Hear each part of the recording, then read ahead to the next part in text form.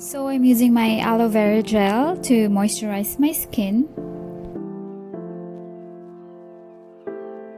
And I'm just using my concealer under my eyes, forehead, and chin and just blending it out.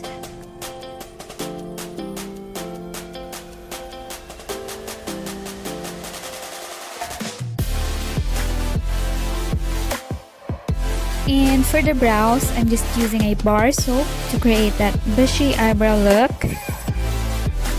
And for this look, I'm just gonna use one lip cream for my eyes, cheeks, and lips. And just make sure to blend it out because it's a matte one. I applied the lip cream at the back of my hand and just pick some of it and put it on my cheeks.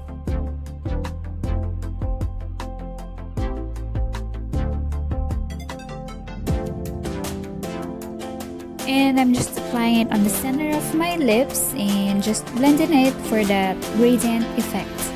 You know, that Korean cute look. And here I'm just lining my eyes using a black eyeliner. And I'm just using that to define my brow some more.